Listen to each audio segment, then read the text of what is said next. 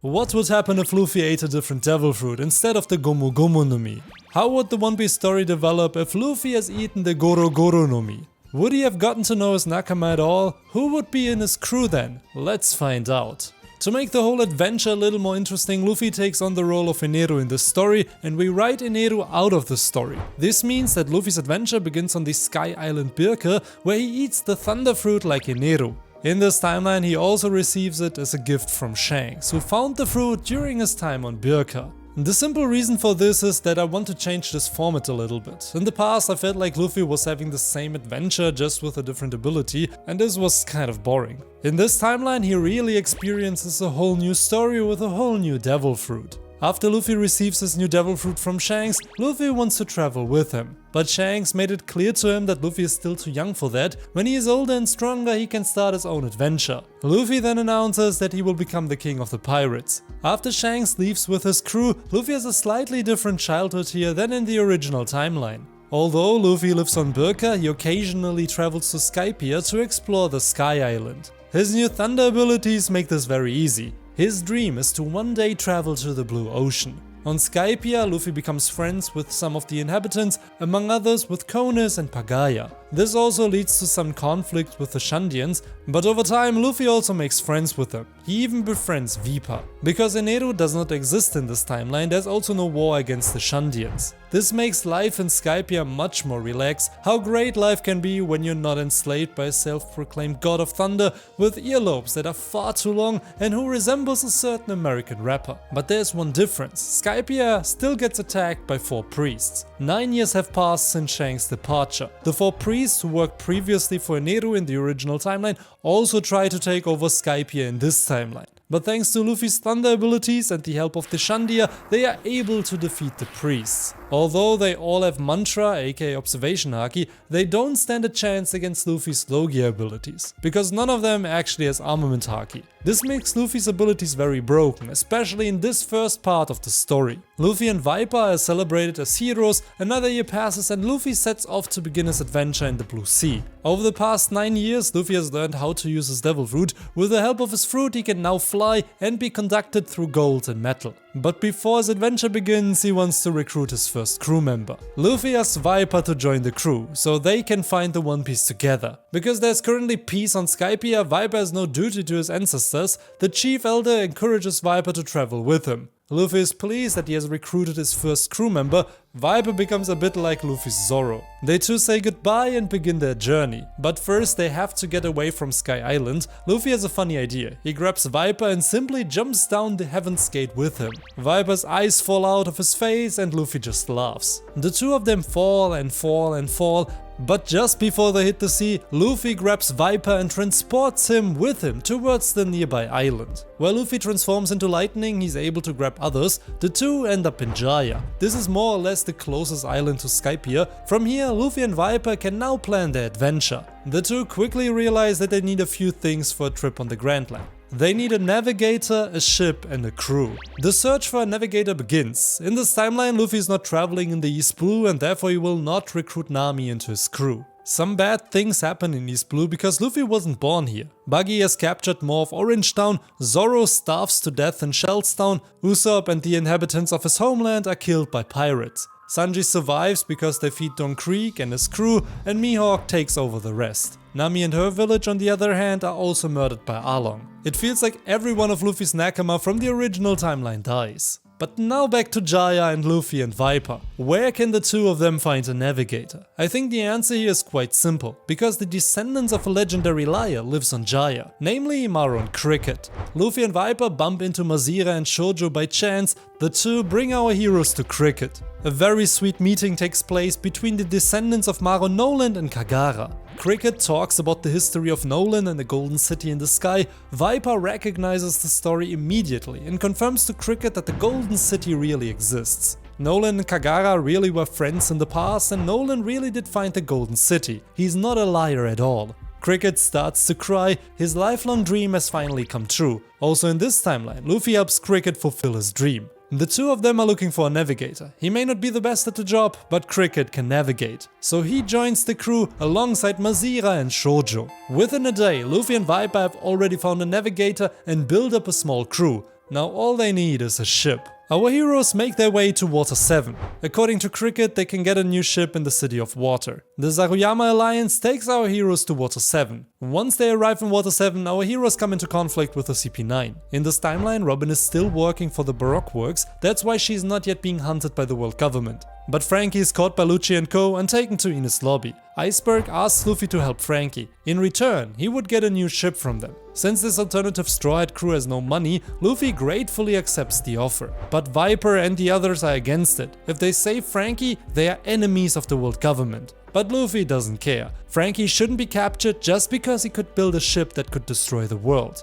Our heroes travel with the Rocket Man to Ines Lobby, and there the CP9 is defeated with ease. None of them have mastered armament Haki, and therefore none of them can defeat Luffy with his Thunder Fruit. Even Rob Lucci has no chance against this overpowered Devil Fruit. Our heroes are able to rescue Frankie from his captivity, then they travel back to Water 7 with the Rocket Man. Frankie joins the crew and builds our heroes their dream ship, namely the 𝚲𝚘𝚙𝚒𝚑𝚝. In the meantime, Luffy is declared an enemy of the world government. Luffy receives his first bounty, it immediately amounts to 300 million berries. An unknown pirate has managed to defeat the CP9 almost single-handedly. The world government does not want to misclassify this pirate. They're even considering calling in one of the warlords of the sea to kill Straw Hat Luffy. Viper has also received a bounty of 120 million berries. This news is spread all over the world. Even on Birka and on Skypia, the inhabitants react to Luffy's bounty. Even Dragon reacts to his son. This timeline has also caused some other events in the world. The kingdom of Alabasta has fallen and Sir Crocodile is now the king of the land. King Cobra and Vivi were killed during the Civil War. Nico Robin is still in the service of Sir Crocodile. Chopper continues to live in Drum, Ace continues to hunt Blackbeard. In this timeline, Luffy is not the brother of Ace and Sabo. Grandma Kokoro informs our heroes that they should travel to Fishman Island next. From there, they will arrive in the New World where the 4 Emperors rule. Luffy wants to defeat the 4 Emperors to become the king of the pirates. With Frankie as a new member, the crew sets off for Fishman Island. But before they go under the sea, our crew travels to the Sabaody archipelago to have their ship coated. But before that, there's a detour to Thriller Bark, and this whole arc is very similar to the original timeline, with a small difference that Moria is simply one-shotted by Thunder Luffy. Moria simply doesn't stand a chance against Luffy and his new Logia abilities. Brook then gets his shadow back and joins the crew. It doesn't really come to the meeting with Kuma because our heroes simply get Brook's shadow back very quickly and then run away. As in the original timeline, our heroes travel to the Red Line and meet Kami and Papak. Kami is then kidnapped and our heroes rescue her in the human auction house. Hachan is also shot again by St. Charles and Luffy punches him in the face. This causes Kizaru to be summoned. Luffy then meets the other Supernova and begins his rivalry with Law and Kid. Of course, Luffy also meets Silver's Rayleigh. As in the original timeline, they talk about Roger's adventure. Luffy then learns that Roger has turned himself in voluntarily. Luffy then offers Kami and Hachan to become part of his crew, then they would finally have a female member in the crew, and they both agree. Now the question arises as to how the plot will continue. There could be another fight with Kizaru and Kuma could separate our heroes. That would be sad, but it would save our heroes from the Admiral. But this time they would meet again on Sabaody within 3 days, like it was originally planned. Rayleigh wanted to coat the Sunny within 3 days so that the Straw Hat crew could travel to Fishman Island. In this timeline there isn't a problem with Ace. Luffy and Ace are not brothers here. This means that Luffy will not break into Impel Down in this timeline and will not go to war for Ace in Marineford. But this also means that Luffy won't get a time skip here and therefore won't have the chance to learn Haki. But more on that in a moment. The special thing about this timeline is that Blackbeard couldn't become a warlord because no warlord title was currently available. Even if, for example, Moria's post was open after his defeat, Blackbeard could break into the Impel Down, but he would die there at the hands of Magellan. Since Luffy doesn't break into Impel Down, Shiryu won't be released and so nobody can help Blackbeard against Magellan's poison. So even if Blackbeard had become a warlord, he wouldn't survive in this timeline. This makes you realize again how lucky Blackbeard is and how often he's actually driven by fate. The question is rather how the war will develop on Marineford. If Luffy and his allies from Impel Down don't show up, I think Ace would have died in the first execution attempt. He only survived it because Crocodile saved him. That means in this timeline Ace would die again and probably Whitebeard too. Because Whitebeard actually came to Marineford to die there, Whitebeard would sacrifice himself to protect the lives of his sons and daughters. Their escape is more important than a survival. The Navy wins and showcases dominance over a Yonko pirate crew. Shanks ends the war and a funeral is held for Ace and Whitebeard. Interestingly, we now have a problem with the three great powers. In the original timeline, Blackbeard has taken Whitebeard's position as an emperor. In this timeline, however, Blackbeard is also dead. This means that either Marco would take the Yonko position, or the position would remain vacant for the time being. We will come back to this later. But what are Luffy and his friends actually doing? They each land on an island, and after 3 days they all return to the 𝚬𝚙𝚑𝚝 archipelago. Luffy teams up with Boa Hancock and her sisters again, and they take him back to Rayleigh. During his fight with the Boa sisters, Luffy activates his Conqueror's Haki and learns more about Haki in general. Luffy and his crew return to 𝚬𝚑𝚑𝚝 after 3 days. The other supernova have already traveled to the New World, but Rayleigh wants to motivate Luffy to learn more about Haki first, because without Haki he won't be able to survive in the New World. Up to now, Luffy has almost been invincible thanks to his Logi abilities, but in the New World there are countless characters who have armament Haki and can therefore damage him. So Luffy and his crew train a little Haki with Rayleigh in the coming months so that they can continue their adventures. Now Luffy has mastered the basics of all 3 types of Haki. With a coded ship and Haki basics, they finally set off for the New World. Our heroes travel to Fishman Island, where they also meet the Neptune family. Luffy befriends Shirahoshi again, and at the same time we learn a little more about the culture of the country. We learn that Whitebeard protected the country until his death. After the war in Marineford, Big Mom started to protect the island. Our hero also learns from Neptune about the road poneglyphs. They are needed to find the One Piece. More than 20 years ago, Roger collected the road poneglyphs to reach the last island of the Grand Line.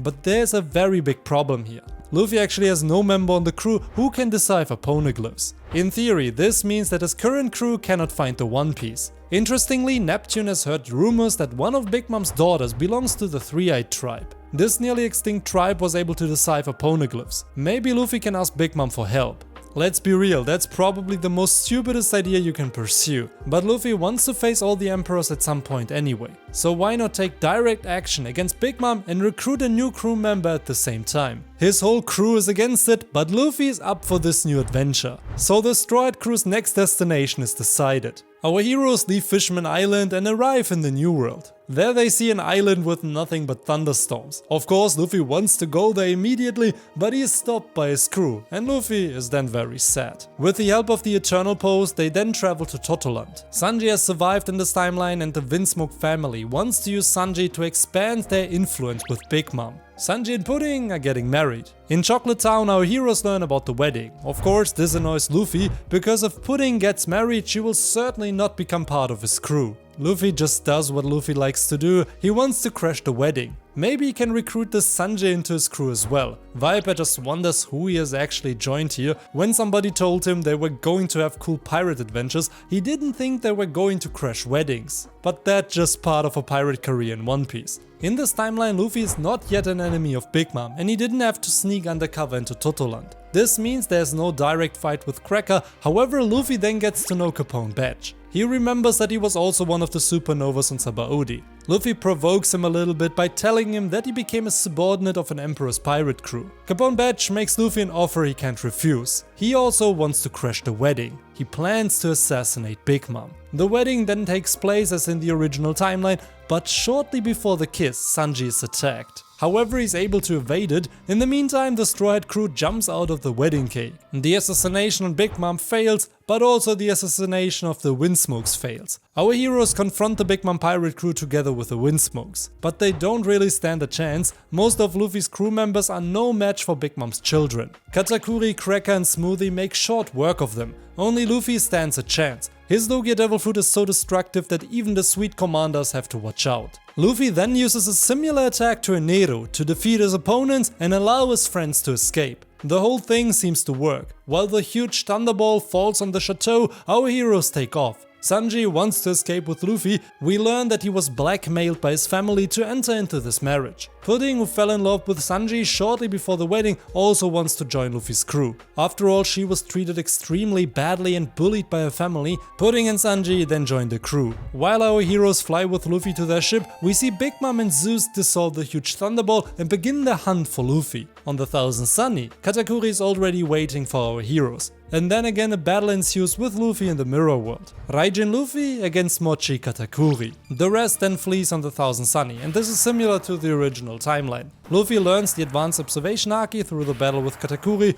This is much easier for Luffy in this timeline than in the original timeline. And this is due to his new Devil Fruit. This new devil fruit strengthens Luffy's observation haki, so the radius of his haki gets improved. Luffy promises Katakuri that he will defeat Big Mom in the future. Katakuri falls on his back, and our heroes have managed to escape from Whole Cake Island. So now Luffy has a crew member who is able to decipher the road poneglyphs. Pudding has even made a copy of Big Mom's road poneglyph, now they only need to acquire 3 more. The problem in this timeline is that although Luffy has built a powerful crew, he doesn't yet have a fleet to take on the other emperors. In this timeline, Luffy is not yet allied with Law, and since Ace was not Luffy's brother, he has no interest in fighting for the Mera Mera no Mi in the Corrida Colosseum. I think in this timeline Luffy has no direct way to get the rest of the road poneglyphs. The Minks on Zou wouldn't necessarily help him because he's not friends with Kinemon, Momo and Kanjuro. The samurai from Wano won't be traveling to the present for a little over a year, so they are not relevant to the plot right now. Luffy shouldn't even take on Kaido without allies. And the former road poneglyph of Fishman Island is now with a man marked by flames. In this timeline, the Destroyed crew could try to gain more influence in the New World in order to take the seat of the 4th Emperor. To do this, Luffy would have to place some islands under his protection and at the same time slowly build up a fleet to take on Kaido.